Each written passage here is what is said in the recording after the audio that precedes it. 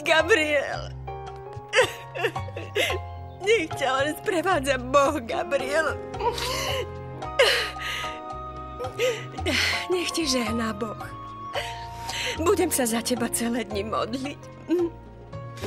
Ďakujem ti. Ďakujem, Nečita. Ja tebe ďakujem. Choď. Dobre. Tak ja idem.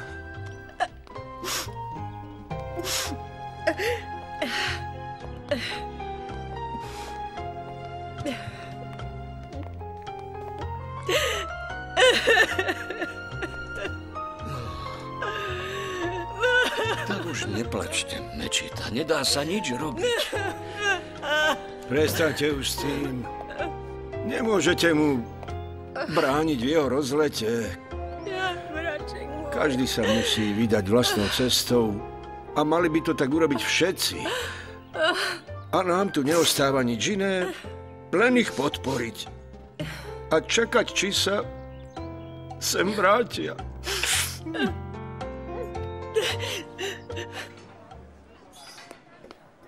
Nevedel som, že je to tu také veľké.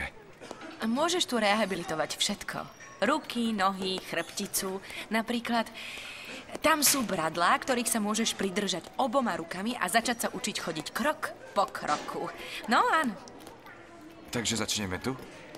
Nie. Dnes začneme v bazéne. Dôležité je, aby si mal chrbticu odľahčenú.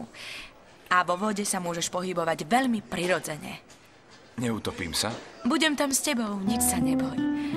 A budem ťa stále pridržiavať. Si pripravený? Pripravený. Ideme?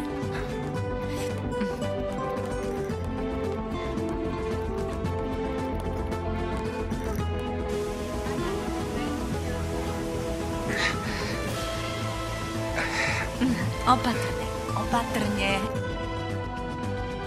Uvoľni sa. Tak. Áno, výborne. Výborne. Ideme ďalej. Áno. Už nemôžem. Ale poďme, poďme.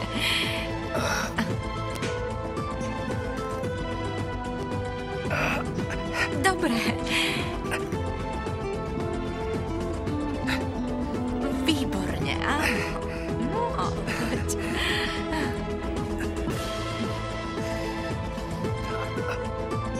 Vidíš, Fernando, ide ti to veľmi dobre.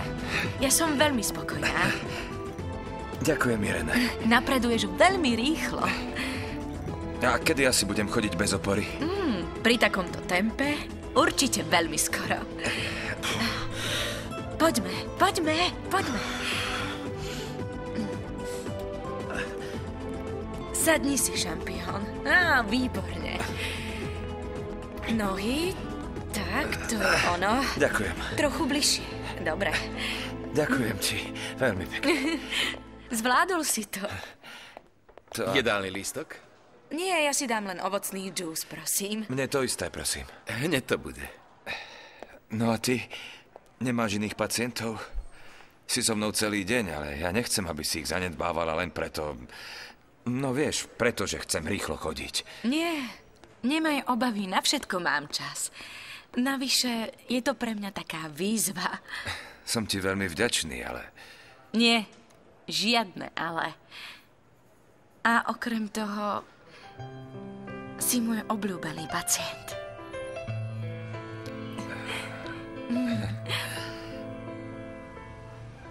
Chceš ešte niečo? Už nič, ďakujem, sestrička. Keby niečo, zavolaj ma, hej?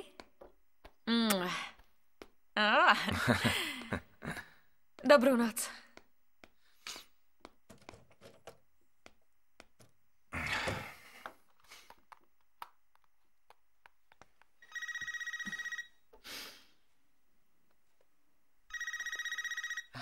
Myslíte na to, seňora, že vždy, keď zazvoní mobil, môže to byť už naposledy.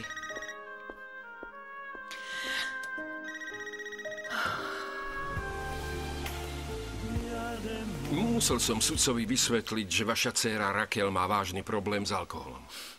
Rozumiem. A nepýtal sa na otca? Áno, ale povedal som mu, že nežije. Sudca teda nemal dôvod, aby vám nakoniec vašu žiadosť o opatrovníctvo zamietol. Jediné, čo ma trápi, je to, že malá teraz nebude mať žiadneho otca. Prečo senior Roberto teraz môže byť v jej blízkosti, ak dovolíte? Máte pravdu. Pozováram sa s ním. Ale dieťa bude treba čo najskôr zapísať. Môžete byť dokonca v rodnom liste uvedená ako jej matka. Záleží od toho, ako sa rozhodnete. Nie. Chcem, aby bola zapísaná pod menom svojej matky. A to by sa dalo? Určite. Treba len urobiť jednoduchú operáciu cez počítač. Kliknúť na jeden kláves a hotovo. Čo povieš? Neviem. Čoho sa bojíš? Veď ty vlastne neurobíš nič zlé. Vravíš, že Maria José má bankový účet. Áno, bola som s ňou, keď si ho otvárala. A? Dali jej kartu, dočasnú šekovú knižku a číslo účtu. Takže pôjde ešte po definitívnu šekovú knižku. Predpokladám, že áno.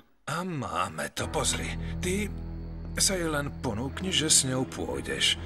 Keď jej ju dajú, pomôžeš jej skontrolovať, či je kompletná, ako to odporúča banka. Zapamätáš si číslo a je to. To je všetko? Áno, všetko. Potom mi povieš číslo a ostatné je moja vec. Cez tvoj počítač urobím finančný prevod z firemného účtu na účet Marie José. Nikto si to nevšimne. Vymažeme operáciu z tvojho počítača a je to vybavené. Všetci uveria, že Maria José chcela ukradnúť peniaze. Obvinia ju zo spraňovania a Alex z nej začne byť sklamaný. Áno, bingo! Už začínaš chápať. Neviem, nie. Je to naša posledná šanca. Ideš do toho, alebo nejdeš? Dobre, výborne. Treba len vyčkať na vhodnú príležitosť a potom... No. Vyzeráš dobre, Porfírio. Áno. Po návšteve mojej vnučky a môjho pravnuka sa cítim výborne. Aj psychicky. To som rád. A ako sa má tvoj synovec? Našťastie vrátil sa už domov. Ide to. Mal šťastie na dobrú terapeutku a som si istý, že už čoskoro bude chodiť. To som rád. Konečne už chodia aj lepšie správy.